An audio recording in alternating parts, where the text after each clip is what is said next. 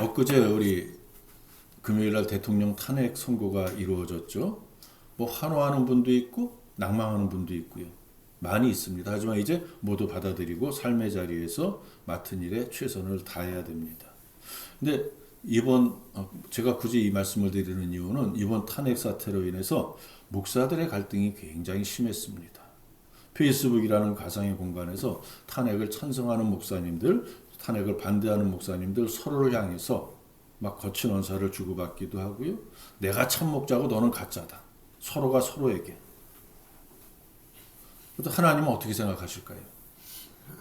대통령의 탄핵이라는 앞으로 다시 있어서는 안 될 그런 일을 놓고 갈라져서 싸웠던 정치적인 판단이나 이해득실 관계없이요.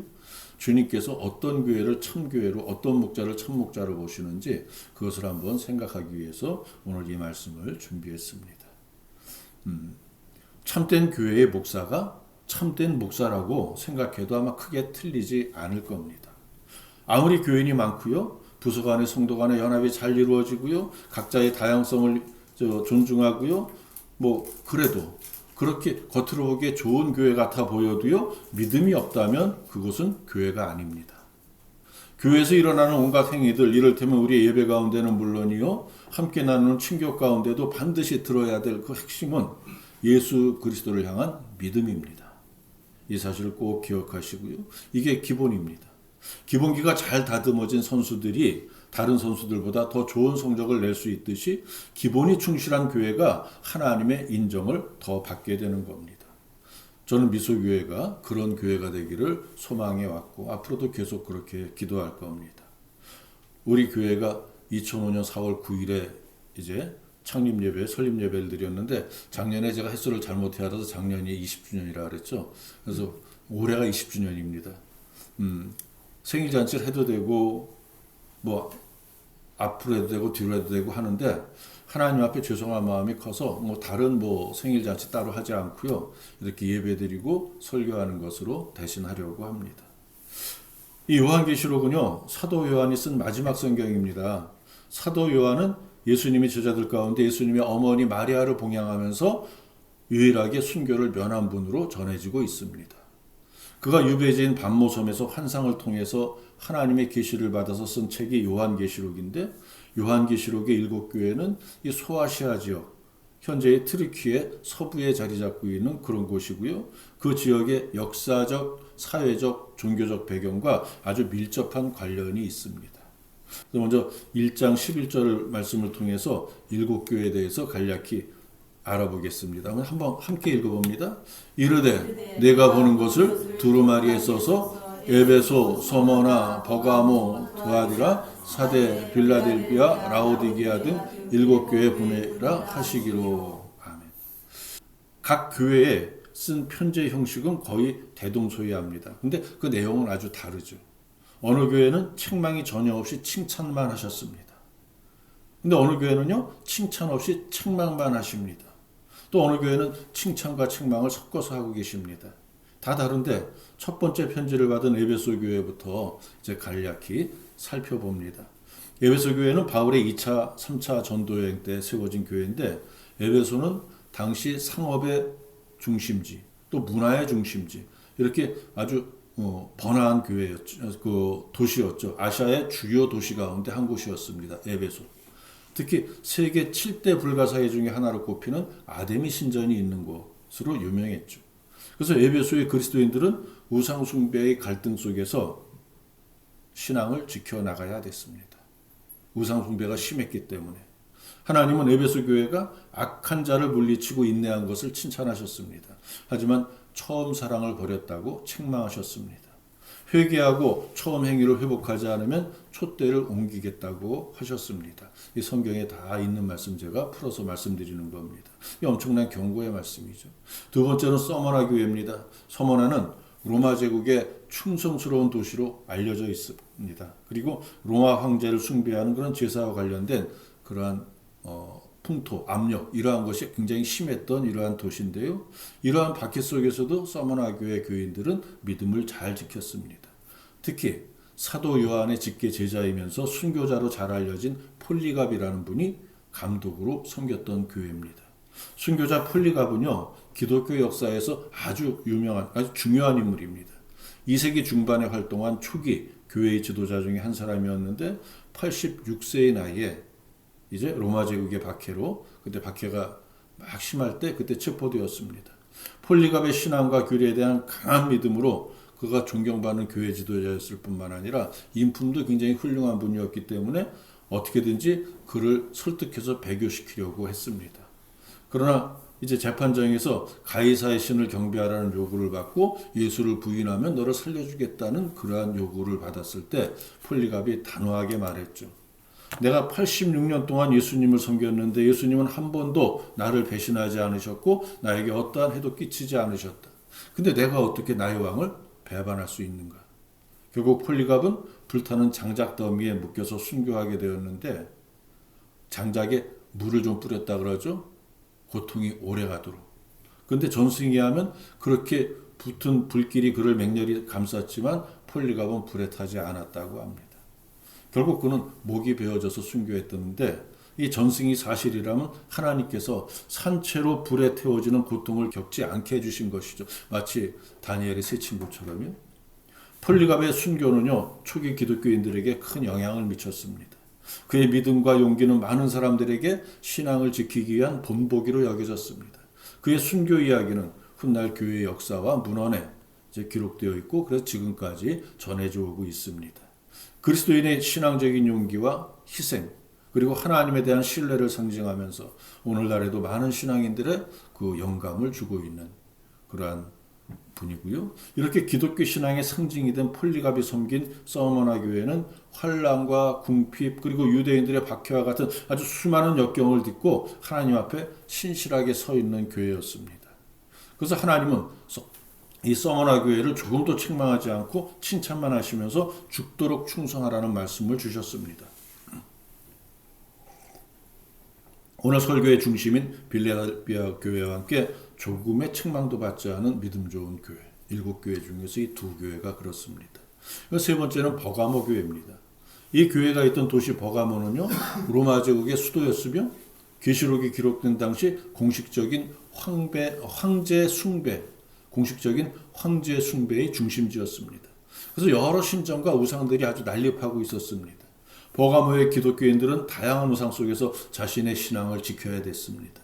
또 발람의 교훈과 니골라당의 영향이 있었던 것으로 보이고요.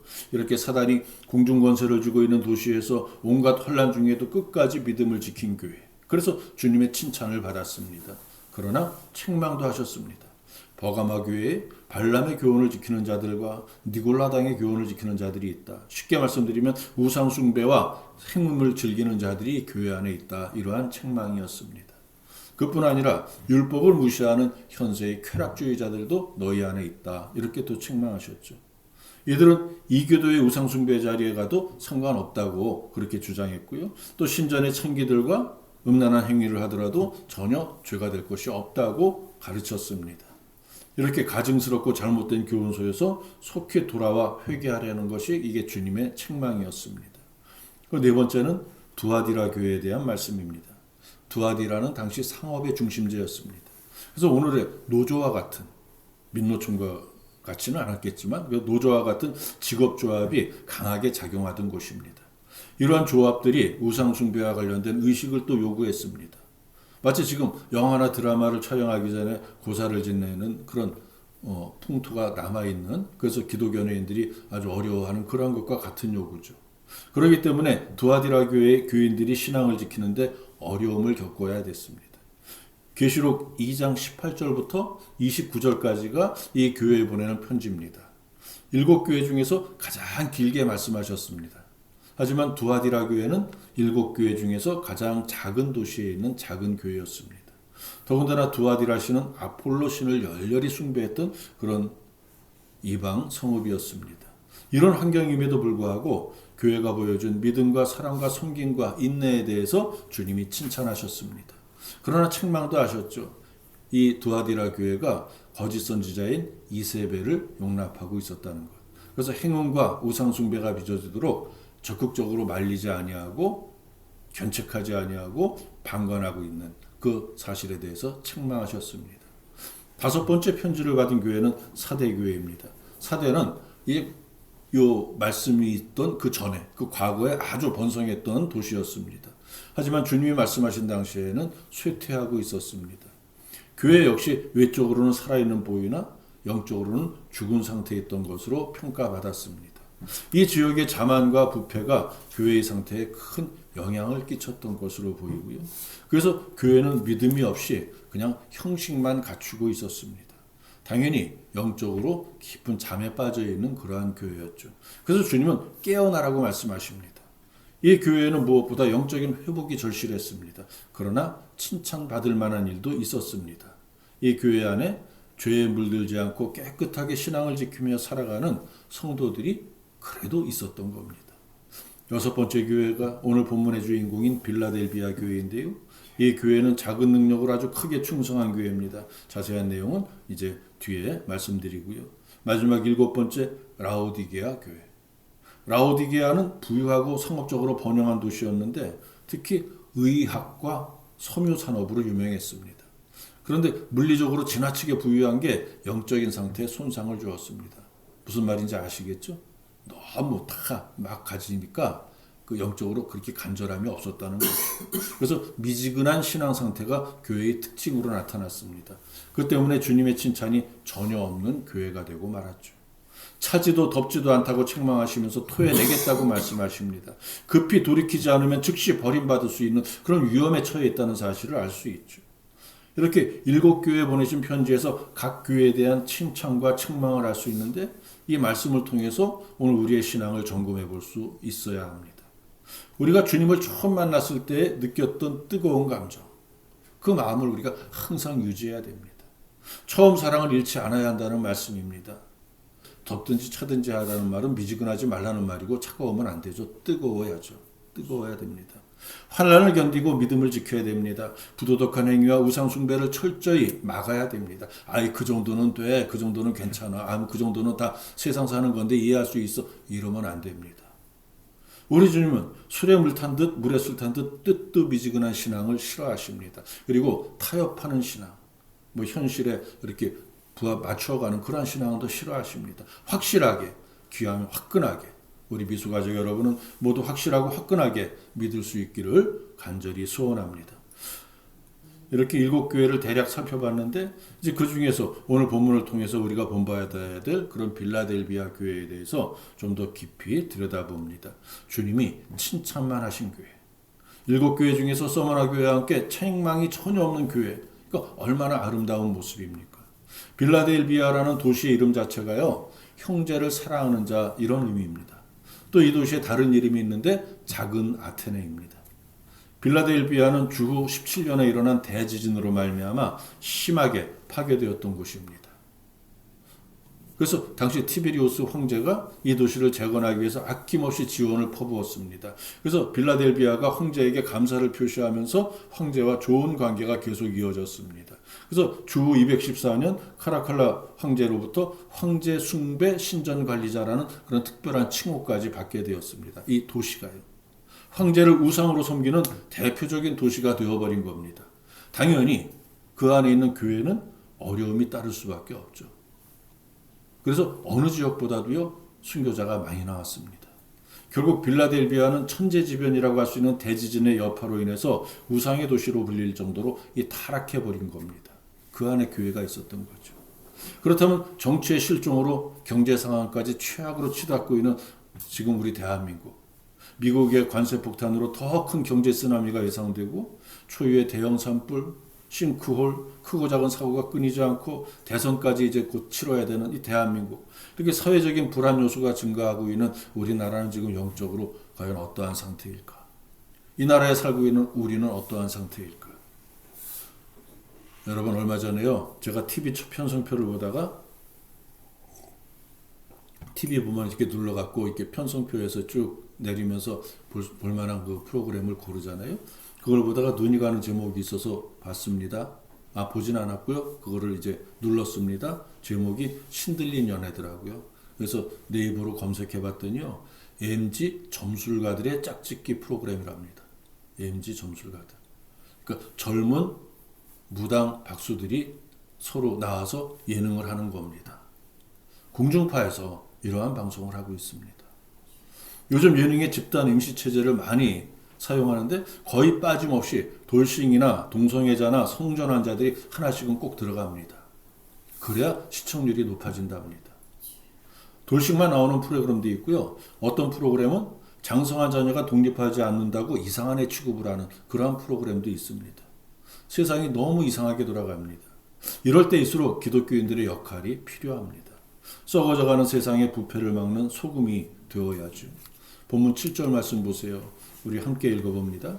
빌라델비아 교회의 사자에게 편지하라. 거룩하고 진실하사 다윗의 열쇠를 가지시니 곧 열면 닫을 사람이 없고 닫으면 열 사람이 없는 그가 이르시되. 아멘. 이 말씀 제가 읽어드립니다. 이사야서 22장 말씀인데요. 내가 또 다윗의 집의 열쇠를 그의 어깨에 드리니 그가 열면 닫을 자가 없겠고 닫으면 열 자가 없으리라. 못이 단단히 박힌 곳에 박힌 같이 그를 견고하게 하리니 그가 그의 아버지 집의 영광의 보좌가 될 것이요. 이 말씀은 이제 이사야 선지자를 통해서 장차 오실 메시아를 소개하는 말씀입니다. 근데 이제 앞에 말씀 보세요. 열면 다윗의 열쇠를 가지시니. 여기서 이 말씀을 차용한 것이죠. 사도 요한이 오늘 본문에서 이사야의 말씀을 차용해서 적고 있는 거죠. 그러니까 여기서 다윗의 열쇠를 가지신 분이 예수님이죠. 열면 닫을 사람이 없고 닫으면 열 사람이 없는 다윗의 열쇠. 세상에 누구라고 해도 절대 넘볼 수 없는 그리스도의 권위와 완전 무음한 신성을 표현하는 그러한 말씀입니다. 그리고 7절 말씀에서 알 수 있듯이요. 8절은 다윗의 열쇠를 가지신 예수님이 말씀하시는 겁니다. 함께 읽어봅니다. 볼지어다 내가 내 앞에 열린 문을 두었으되 능히 닫을 사람이 없으리라. 내가 내 행위를 아노니 내가 작은 능력을 가지고서도 내 말을 지키며 내 이름을 배반하지 아니하였도다. 아멘. 예수님이 빌라델비아 교회 앞에 열린 문을 두겠다고 하셨습니다. 아무도 이 문을 닫을 수 없다는 말씀입니다. 놀라운 축복입니다. 왜요? 다윗의 열쇠를 가지신 분이 문을 열어놓았다면 그분이 어떠한 문이겠습니까? 말할 것도 없이 천국으로 가는 문이죠. 구원의 방주가 활짝 열려있다는 말씀입니다. 이게 조금의 의심할 여지가 없는 완전한 축복이잖아요. 근데 왜 주님은 다윗의 열쇠를 통해 열린 문이라는 이런 비유를 사용하셨을까? 초대교회사를 보면은요, 빌라델비아 교회의 순환이 자세하게 기록되어 있습니다. 당시 빌라델비아 도시 전체가 황제를 숭배하게 되었거든요. 이 도시에 사는 유대인들은 예수 그리스도가 하나님의 아들이라는 사실을 철저하게 부정했습니다. 황제가 신이다. 그래서 그들은 그리스도인들을 회당에서 다 내쫓고요. 회당문을 잠갔습니다. 못 들어오게 했습니다. 회당에서 쫓겨난 이들이 교회를 세워서 예수를 믿게 된 거죠. 그들이 그토록 열렬한 마음으로 하나님을 섬기는 것이 바로 빌라델비아 교회의 모습이었습니다. 그러기에 이들이 하나님의 칭찬을 받는 겁니다. 그뿐 아닙니다. 예수님으로부터 활짝 열린 구원의 문이라는 이런 선물까지 받게 된 겁니다. 잘 보세요. 예수님을 부인하고 부정하는 회당의 문은 굳게 잠겼습니다. 닫혀버렸습니다. 하지만 오히려 천국으로 향하는 교회의 문은 활짝 열리게 된 겁니다. 예수님은 당신을 부정하는 회당에는 아무리 많은 유대인들이 모여 있어도 전혀 관심이 없으십니다. 그 장소가 어디가 되었든 예수 그리스도를 믿고 따르는 이들이 모인 곳을 교회라고 부르시며 사랑하고 축복하십니다. 지금도 마찬가지입니다. 교회라고 다 같은 교회가 아니죠. 큰 교단에 속해 있으니까 이 교회는 영적으로 건강하다고 확신할 수 없습니다. 큰 교단에서도요, 이단들 많이 나옵니다. 건물이 크고 성도가 많으니까 틀림없이 진리를 추구하는 교회라고 단정할 수도 없습니다. 안타까운 일이지만 몸집은 커다란데 영적으로 죽어버린 교회가 지금 얼마나 많은지 모릅니다. 여러분 분명히 아세요. 정말 건강한 교회였는데요. 건강한 교회였어도요. 담임 목사 한 사람이 바뀌고 나면 성령이 떠나고 사단의 영으로 가득한 교회로 변할 수도 있습니다. 서울에서 아주 큰 그러한 교회가 지금 그러한 홍역을 앓고 있습니다. 교회는 예수님이 세우셨습니다. 교회의 머리는 예수 그리스도라는 사실을 믿으시기 바랍니다. 예수님은 인간을 차별하지 않으십니다. 당신이 세우신 교회에서 모두에게 문을 열어놓으셨습니다. 그 문을 닫을 자가 없습니다. 근데 교회가 사람을 가려가며 문을 열기도 하고 닫기도 한다면 그 교회는 더 이상 주님의 교회가 아니죠. 좋은 교회가 어떤 교회예요? 누구에게나 문이 열려있는 교회. 근데 오해하지 마세요. 이 교회 문을 사람이 있거나 없거나 24시간 열어놔야 한다는 말이 아닙니다. 제가 부목사로 섬기던 교회 목사님은 이 말씀을 그대로 해석해서 교회 문을 절대로 안 잠그고 항상 열어놨다가 이 신디사이저도 도둑 맞고 모두 도둑 맞고 계속 다 그랬는데 그거 다시 사놓느라고 그러면서도 안 닫거든요. 그게 아닙니다. 교회가 크면 기도 공간을 만들어 놓고 아무나 아무 때나 들어와서 기도할 수 있도록 24시간 개방할 수도 있지만 대부분의 교회가 현실적인 문제로 문을 잠그고 그런 집기와 비품을 보호합니다. 어쩔 수 없는 상황이죠. 문을 열라는 말씀은요, 그런 문을 열라는 게 아닙니다. 사람을 가리지 않고 예배에 받아들이라는 겁니다. 이 교회 성도로 받아들이라는 겁니다. 우리나라 선교 초기만 해도요, 신분 차별이 심하던 때였는데 자연스럽게도 외국 선교사들의 지혜로 대부분의 교회가 양반, 백정, 남녀 가리지 않고 뭐 남자, 여자 이렇게 자리는 비록 따로 놨지만 어쨌든 예배 드릴 수 있었거든요. 근데 미국은 더 심했죠. 지금이야 그런 일이 없겠지만 뭐 아주 없을지도 모르겠습니다만 노예 해방이 된 후에도 백인 교회에 흑인이 들어가는 것은 언감생심 꿈도 못 꿀 일이었습니다. 그 꿈이 실현된 것은요 아주 오랜 시간이 지난 후였습니다. 제 청년 시절의 추억이 하나 있는데요. 당시 교회 청년회가 7시, 금요일 7시에 모였습니다. 저는 군대를 전역하자마자 광화문에 있는 그 현대문학 그 지사에 그 근무 취직했습니다. 종교 문제로 집에서 쫓겨났을 뿐만 아니라 부모님까지 모셔야 됐거든요. 큰형이 다른 형들에게 제가 교회를 그만두고 돌아올 때까지 저를 탕자 취급하면서요. 돌아올 때까지 절대로 부모님 생활비를 드리지 말라고 해서 그래서 제가 부모님을 모셔야 됐습니다. 그래서 대학의 꿈 다 접고요. 무조건 발로 뛰면서 벌어야 됐죠. 회사에 막 입사했으니까 막내 사원입니다. 7시가 퇴근 시간인데 그때만 해도 막내는 맨 나중까지 집 뒷정리 다 하고 퇴근하는 게 그게 관행이었죠. 하지만 금요일만큼은 선배들의 양해를 구하고요. 7시 땡 치면 달려나왔습니다. 광화문에서 오류동 가는 123번 버스를 타고 교회가 가장 가까운 정류장에 내려서 전력 질주로 뛰어서 꽤 멀거든요. 교회에 들어갔습니다. 그러면은 거의 7시 30분 전후가 되고 땀이 범벅이 돼서 들어가면 목사님이 이제 설교를 막 시작하고 조금 하고 있는, 진행되어 있는. 근데 어느 날 설교가요. 마태복음 25장 열처녀 비유였습니다. 근데 갑자기 혼인잔치에 들어가지 못하는 미련한 5처녀와 같은 청년이 이 안에 있다고 하더니 저 맹경자같이 항상 예배에 늦는 사람은 절대로 천국에 못 들어간다고 하는 겁니다. 그 목사가요. 정선등 목사님, 그 교회 부목사였는데요. 그 말을 듣고 저는 머리가 하얘졌습니다. 청년부 지도 목사이면서 제가 8월에 제대하고 11월쯤, 10월쯤 그런 일이 있었으니까 한 몇 달 동안 왜 그렇게 늦어야 되는지 무슨 사정이 있는지 한번 물어보지도 않고 설교를 통해서 치는 겁니다. 너무 억울해서 그야말로 복장이 무너지는데 혼자 사귈 수밖에 없었죠. 그 뒤에 이제 청년부 안 나갔을까요? 아니요. 제가 그런 사람이 아닙니다. 항상 그 목사님의 설교에서 그렇게 저를 친 거는 늦지 말거나 늦으면 오지 마라. 그 소리잖아요.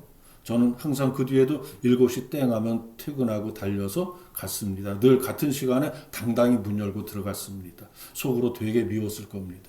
제가 왜 그랬을까요?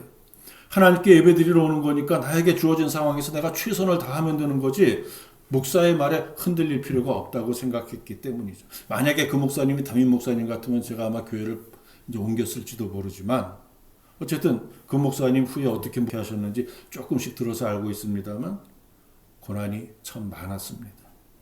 막 그런 마인드가 그런 생각이 교회 문을 닫는 거거든요. 저는 그 목사님이 닫은 문을 뻔뻔하게 열고 들어갔습니다. 근데 지금도 그렇게 문이 닫혀 있는 교회가 적지 않습니다. 근데 빌라델비아 교회는 달랐습니다. 항상 열려 있었습니다. 하나님이 기뻐하실 만한 사주. 그래서 빌라델비아 교회를 축복하신 이유가 단지 그것만은 아닙니다. 말씀을 계속 보니까요. 내가 내 행위를 아노니 저 중간쯤에 있죠. 이들의 믿음과 행위를 모두 아신다는 말씀이죠. 그들이 회당에서 쫓겨났지만 낙심하지 않고 교회를 만들었습니다. 이들이 축복받을 만한 이유가 다른 이유가 있었던 겁니다. 그게 바로 그들의 행위라는 겁니다. 계속 보니까 내가 작은 능력을 가지고서도 내 말을 지키며 내 이름을 배반하지 아니하였도다. 작은 능력을 가지고 주님의 말씀을 지키면서 충성했다는 겁니다. 쉬운 성경은요, 바로 이 부분을 이렇게 해석합니다. 내가 결코 강하지 않으나 내 가르침에 순종하고 담대히 내 이름을 말하기를 두려워하지 않았다. 내가 내 앞에 문을 열어두었으니 아무도 그 문을 닫지 못할 것이다. 이 말씀에 부연 설명이 필요할까요? 문장 자체로 모두 이해하실 수 있습니다. 하지만 초대교회사를 바탕으로 조금 더 말씀드리면요. 당시에 이들의 신분이 아주 미약했습니다. 초대교회가 탄압을 받던 그런 시대적인 배경에서 이들의 행동이 제약받을 수밖에 없었는데 다수의 유대인 사회에서 소수의 소외계층이었기 때문에 사회적 지위도 형편없었습니다. 당연히 경제적으로도 궁핍한 생활을 면하지 못했을 겁니다. 어쩌면 그들이 예수를 믿지 않기로 작정하면 다수의 유대인 사회로 복귀할 수 있었을 것이고요. 그럼 적어도 지금보다 더 안락한 생활을 누릴 수도 있었을 겁니다. 안락하지는 못해도 아주 생고생은 좀 면할 수 있는. 하지만 빌라델비아 교회 성도들은 그렇게 하지 않았습니다. 그래서 더 큰 환난을 맞게 됩니다. 서머나 교회 감독이었던 폴리갑의 순교를 말씀드렸잖아요. 근데 폴리갑의 순교 기록을 보면 그때 빌라델비아 교회 성도 12명이 폴리갑과 함께 순교한 것을 알 수 있습니다. 많은 성도가 예수를 믿은 이후로 박해를 당하고 죽임을 당한 겁니다. 그러니까 사회적으로 신분의 차별이나 경제적 어려움만 아니라 순교의 위험이 늘 공존하고 있었던 것이죠. 그러니까 마지막 순간까지도 예수를 부인하지 않았고 힘든 시절에도 주님을 배반하지 않고 있는 힘을 다해 예수를 믿은. 그러니까 다윗의 열쇠를 가지신 이가 이들을 위해서 문을 열어주시는 게 너무 당연한 일입니다. 근데 이들에게 주어진 축복이 그것만이 아니었습니다. 본문 뒤에 9절 말씀을 보면 이들을 내쫓고 회당의 문을 닫았던 그 유대인들이 제발로 이들에게 찾아와서 절하게 하셨습니다. 하나님께서요. 시편 23편에 그 말씀이 있잖아요. 원수의 목전에서 내게 상을 베푸시는 그 다윗의 기도가 여기 이루어진 겁니다. 그것만이 아닙니다. 10절 말씀 보세요. 내가 나의 인내를 말씀을 지켰은즉 내가 또한 너를 지켜 시험의 때를 면하게 하리니 이는 장차 온 세상에 임하여 땅에 거하는 자들을 시험할 때라. 세상의 마지막 때에 받게 될 시험도 너희 빌라델비아 교인들에게는 면하게 해주겠다고 말씀입니다. 또 11절 말씀 보니까요. 내가 속히 오리니 내가 가진 것을 굳게 잡아 아무도 내 멸류관을 빼앗지 못하게 하라. 지금같이 견고한 믿음 생활을 하라는 격려입니다. 그럼 반드시 멸류관을 받게 된다는 말씀이죠. 이미 멸류관이 준비되어 있다는 축복의 말씀으로 받아들일 수 있는 겁니다. 12절 말씀 보니까 이기는 자는 내 하나님 성전의 기둥이 되게 하리니 또 이런 말씀을 하셨어요. 하나님께서 절대로 무너질 수 없는 성전의 기둥과 같이 빌라델비아 교회를 견고하게 세우시고 영원히 지켜주실 것을 약속하신 겁니다. 이보다 더 큰 축복이 어디 있습니까? 이러한 복을 소망해야 됩니다. 우리가 함께 섬기는 미소교회도요, 미소가족 여러분에게도요, 모두 하나님 성전의 기둥이 되는 복이 내려질 줄 믿습니다. 이게 반드시 이룰 수 있는 소망입니다. 빌라델비아 교회와 같이만 하면 문제 없습니다. 지금 우리의 능력이 어떠하든지 우리가 늘 주어진 상황에서 감사하면서 주님의 말씀을 잘 따르고 지키면서 주님을 배반하지 않으면 주님께서 우리 교회 앞에 아무도 닫을 수 없는 그런 문을 열어주실 줄 믿습니다. 미소교회에서 주님을 섬기는 여러분 모두 빌라델비아 교회 성도들 같이 주의 은혜를 풍성히 받으시기를 소원합니다. 이미 구원이 확정되어서 주님과 영생을 누리게 될 내세의 복은 물론이요, 지금 여러분의 삶 가운데 아주 절박하고 시급한 일들이 모두 순탄하게 이루어지는 그런 현세의 복을 충만히 받으시기를 주님의 이름으로 축원해 드립니다.